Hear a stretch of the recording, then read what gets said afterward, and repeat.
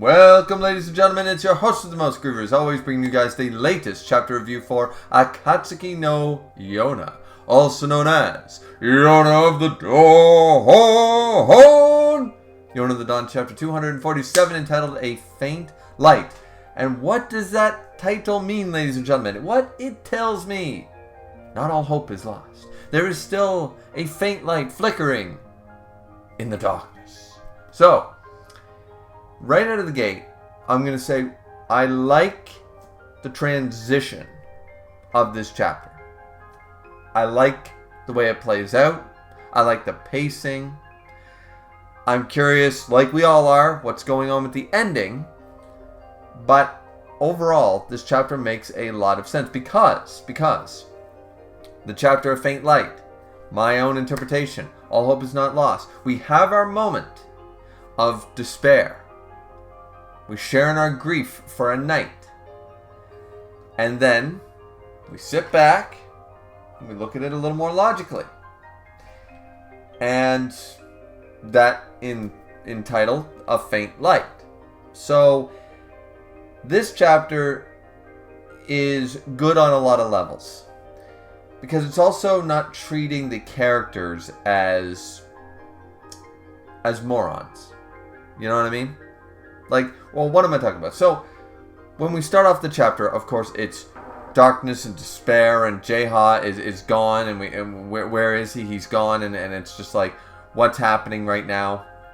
It's absolutely, and Kija's hand goes haywire and all this stuff, right? And the villagers are still with their torches. You know, it's a witch hunt. It's a witch hunt. Why are people so? I mean, realistically, we like to think we've changed. You know, every century we change and change and change. No, we don't. No, we don't. People would still pick up a torch today the moment they saw something they couldn't understand, right? Because a person is smart. People are dumb, blind, dangerous animals, you know? Like, people as a society are really goddamn stupid. They fearmonger more than anything else in the world.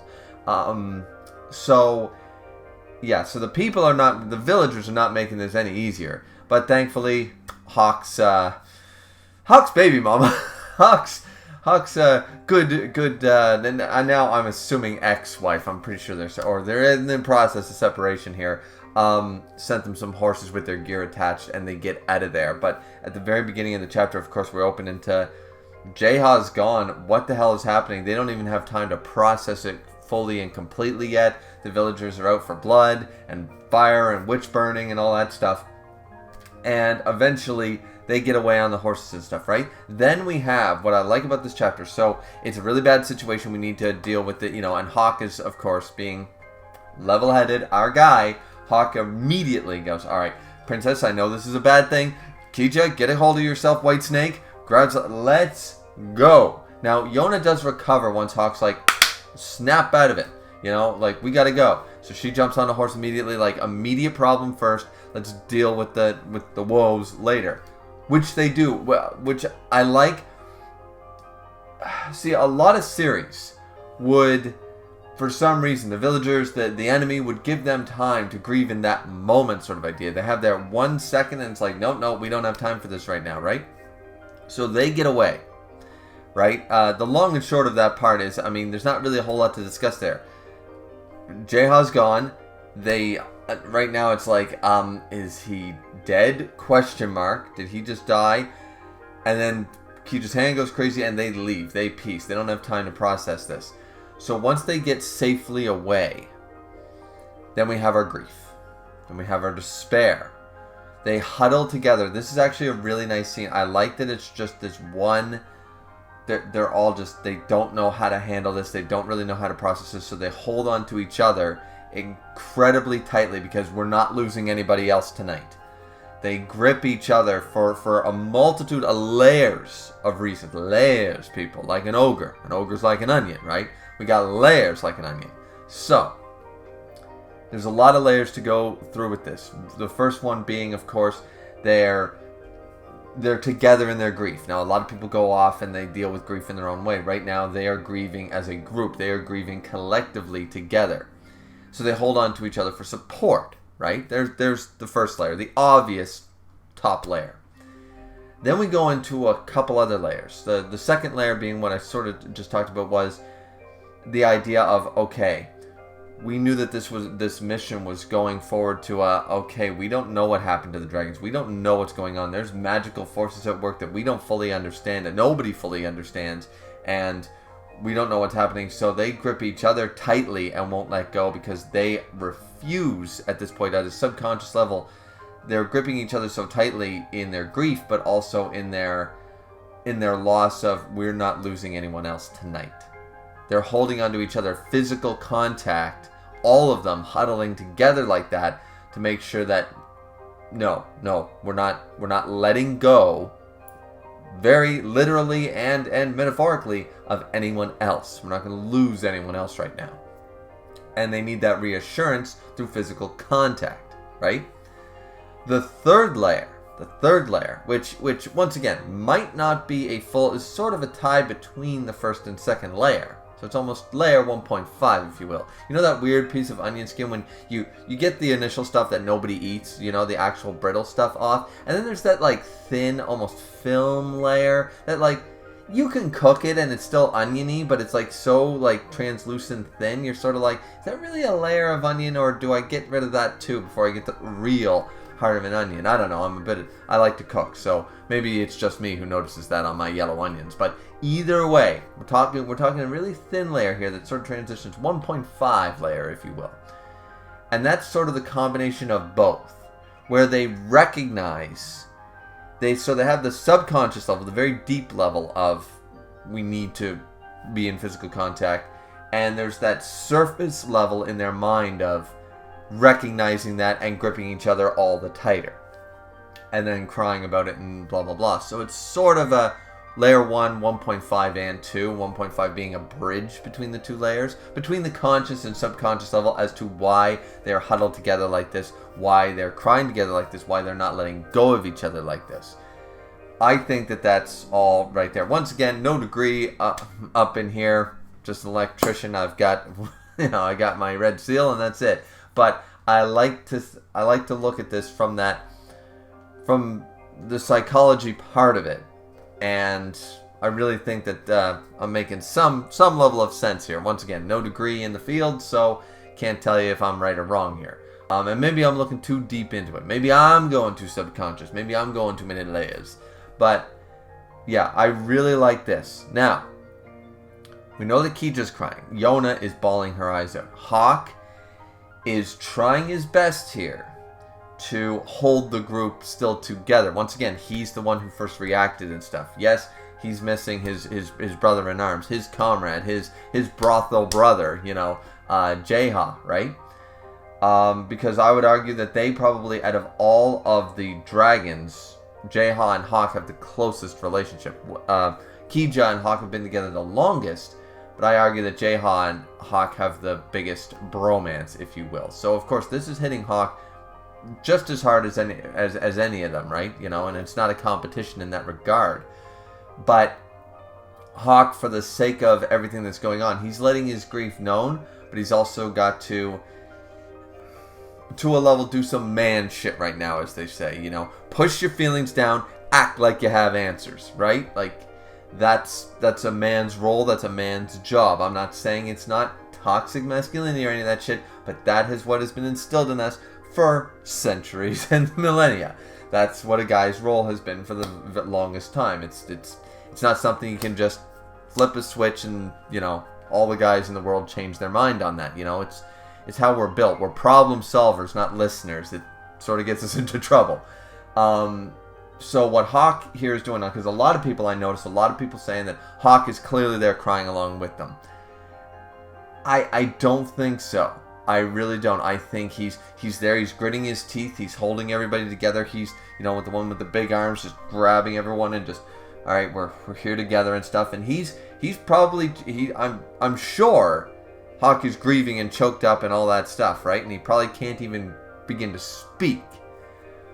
But I really think for the sake of Kija, for the sake of Yona in this moment, he's putting himself in the role of alpha, man of the house, however you want to call it, protector, and he needs to grieve with them, but still be strong at the same time. It's a very fine line, right? So a lot of people saying, and I feel that if Hawk was going to cry, we, the readers, would see it, and we should see it. We deserve to see it. Because once again, I'm not saying that Hawk shouldn't cry. And I'm not saying that it would be less manly of him to cry. I'm saying this isn't the situation that in his character would allow him to cry. If that makes sense. If Hawk's going to cry, he would wander off himself and he'd cry alone, silently. Because that's what a protector, that's what, you know, that's what happens. So just going into the male psyche a little bit here, a lot of people are saying, oh, Hawk is 100% crying alongside of those two. No, because once again, for two reasons. One, that doesn't fit Hawk's character. That doesn't fit his job, the role he's assigned himself of being the protector of the group and of Yona, and of, you know, on a physical, mental, and emotional level, he's the one, right? So he has to do what he does. And number two, I think it would be very poor of the mangaka if we're gonna have a cry scene, which once again, men can cry. Look no further than Aragorn, son of Arathorn from Lord of the Rings. Manly cry. We can have a manly cry. Super Saiyan 2 Gohan. We can have manly cries. Men, the top tiers, can cry. But they do it not with hiding their face in the shadows and leaving it ambiguous. No. When the man's man cries, in fiction, in movies, in real life, head held high, we let the whole world know we're doing it. It's because we're standing our ground. We're not ashamed of it, because when it, you know what I mean? So it's not something shameful. It's not pitiful. It's not any of these things that's usually tied to men, you know, do X on the crime, right? So, and in fiction and in media, they have always portrayed that as a big star moment. They literally zoom in full frontal and show it to you. It's a giant moment that we have to see with no ambiguity. So it would be a disservice to Hawk's character, who fits that role of a protector, who fits the role of, you know, the Aragorn, the protector, you know, the leader and protector of the group, you know, the Gohan, the one who has to keep the straight, who has to fight the big bad guy, who has to try to save, you know, it fits his character role so great that it would be a disservice to us, the readers, and to his character, that if he was going to cry, that we didn't get a full page moment just watching him finally. The silent tear starts as he stares right up into the moon, and he thinks, like, no matter what he tells Yona, no matter what he's trying to convince himself, he knows all by himself right there in that moment, he's not convinced that he hasn't just lost, you know, his brother, right? There is so much to be said for that. So I saw so many people on Reddit and Discord say that Hawk was definitely crying, and once again, I completely 100% disagree with that.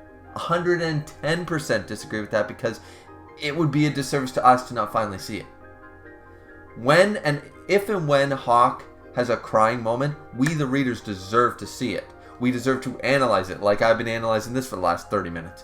We deserve to see that and get the full weight of Hawk's crying, not leaving this ambiguous idea. No, that's good for other characters. That's fine for Kija. That's fine for Shin-ah. That's fine for other characters. That's fine. It's not good for characters like soo-won and Hawk. These two, out of all the characters in the series, these are two characters, if they're going to cry due to something that we see, we need to see it happen. It'd be a disservice to their characters and a disservice to us, the readers. How many times am I going to say it's a disservice? Anyways, so we're going to move on from that, but I'm just saying that I saw a lot of people going 100% and they like it, but I'm saying you can believe that and like it, but I don't think it's correct. I don't think it fits his character. I don't think it fits the emotional trauma that's going on right now. I don't think it... I just don't think it's a good decision for us to leave it ambiguous. For the manga to leave it ambiguous to us, the readers. We deserve to see that moment of weakness where it becomes too much, because that's the big thing. As the protector, as the one who always keeps the brave face, the one who does his job, the one who takes on all the responsibility, when they finally crack, when they finally break, when the emotion, when it gets too high, when they boil over, we need to see that. We've seen it through hatred and anger and stuff in early arcs with Hawk. We saw it all. It was frightening. It was scary. He is the Darkness Dragon. So for us not to see the flip side of that coin, to see when the emotional damage from not the hatred and the anger, but the sadness and the grief gets too much, even for our man Hawk, we need to see that with no uncertain terms, in my opinion. So once again, I don't believe he was crying there. I really don't. I think he was holding the group together. I think he was pushing it down. As I said, push it down, act like you got the answers, right? Do some man shit right now. So that's a big moment. Once again, I love this chapter for doing that, and I love that the chapter brings up this discussion, because I saw nobody think that Hawk wasn't crying in that moment. Nobody made that argument, so I think, spending the long ass time I'm doing it right now to talk about it, right? Now, what I like is, so after their big moment, right? After their big moment of grief, and all this stuff, what I like is they don't treat the characters like they're morons or they're stupid. They are in unprecedented territory. They have no idea. Even the dragons aren't aware about this whole transforming into dragons, losing their powers, not being able to control themselves. Maybe the short lifespans are involved. Yona had a dream. What about Zeno? Zeno doesn't really count. He's the enigma and stuff. What I like is immediately they bring up all the things that us, the readers, would do. They have all the same information that we do. So the fact is, yes, they have their moment of despair. We might have just lost jae-ha forever, and the emotions get high. In the morning, after they've had a very not restful sleep, a very restless sleep, they wake up and they think about it logically. Hawk brings up Kija, everyone's, yes, we have short lifespans and stuff. Outside of Zeno, there might be something here. But the transforming dragons, we don't have a body. We don't know exactly what's happening. There's the chalice in the dream. We still haven't actually found Shin-Ah. Maybe if we find Zeno, Zeno might have a better explanation. Let's not count our chickens. We don't actually know what just transpired. This is unprecedented magic, warlocks and wizard territory. This is some Harry Potter shit going on right now. We don't know what's going on. So let's not count our chickens before they hatch, as they say. That's what I like. This chapter gives us the grief. It gives us the emotional trauma. Then it jumps into, okay, things are looking bad. However, let's think about this, right? So I love that. They bring up basically all the points we as readers did for the last month when the last chapter dropped. It's like, well, what about this? What about that? Who knows this? It's all brought up here. Most people's arguments is brought up here in the chapter by the characters.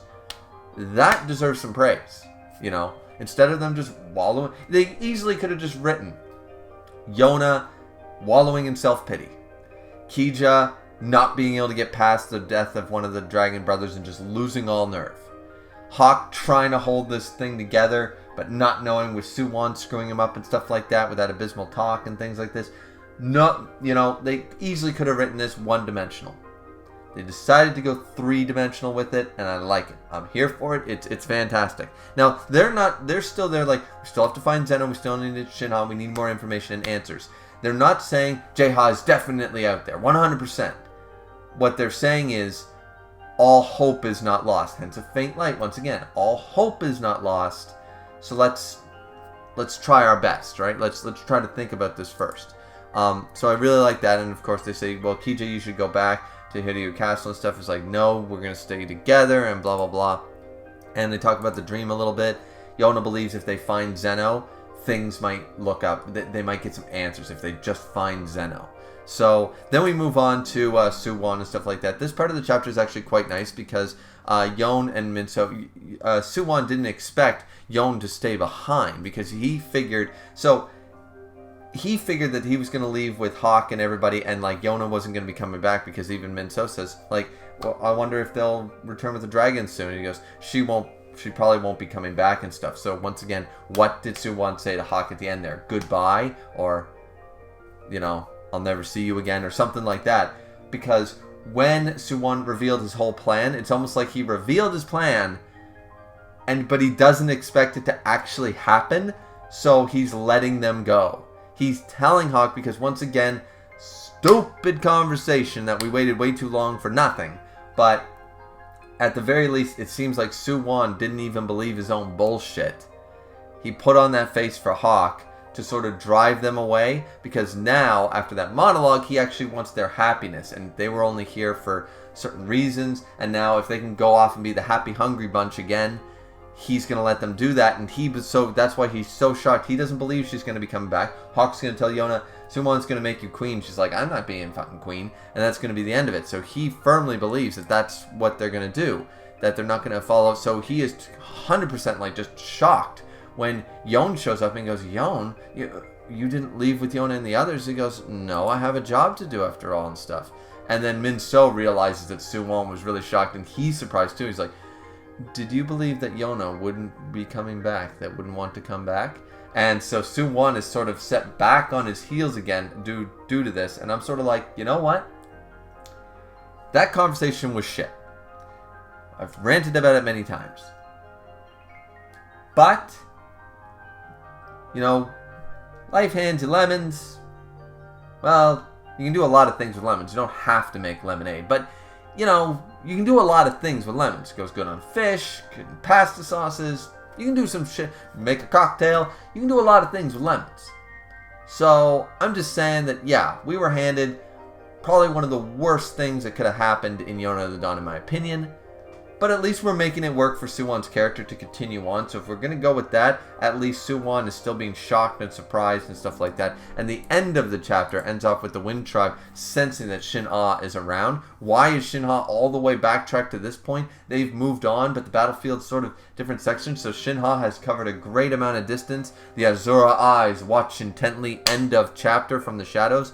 Is he in dragon form? He seems to be in the human form, but does he have the scales? We don't really see that. There's a lot to unpack with this one. I'm not gonna lie. There's a lot going on here. And with nobody around, with no Kijo, with no Yona, with no Hawk, Shin-ha isn't gonna. Well, Yona is there, thankfully. Assuming that the Wind Tribe is right outside here, this is gonna be a Yona moment to shine. I'm hoping for that. That Yona is going to be able to calm Shin-ha down. I feel like this isn't going to be jae-ha 2.0. I don't think he's going to transform into a dragon and also disappear. That'd be weird doing it twice in a row. So I really feel like Yona is actually going to save Shin-ha, or he'll be bedridden or something, but he'll keep him in human form. With the encampment, Yona and them are not going to know and still be looking for Shin-ha. That's the direction I think we're going to go. I think Yona is going to do what Yona sort of failed to do in a weird way. He's going to be able to calm down the dragon blood in some way. I don't know how. I just think that it'd be weird to do it. You don't do the same joke again. You do the next joke, right? So you don't continue the same gag. You don't do the same thing every arc, Your princess is in another castle. That got old really, really quick, right? So I really think that Shin-ha is actually going to be bedridden but saved by Yona. That's my opinion right now. But what do you guys think? Let me know down in the comment section down below. I know this was a long review, but I felt like there was a lot to talk about, especially with everybody wanting that moment that for Hawk to have been crying. And I can't agree with it, guys. And gals. I'm very sorry. I don't see it. It doesn't fit his character. It just doesn't. And if it fits his character to cry, we got to see it. If we don't see it, I'm saying it didn't happen, right? So either way, that's it from me. Hope you guys enjoyed. Don't forget to like, comment, and subscribe as always. And we'll be back here for chapter 248. This is a very good chapter. 248 should be just as good. Of Yona the Dawn. Looking forward to it. Hope you guys are too. And we'll see you guys back here next time. Have a good one, everyone. See you next month. Bye-bye.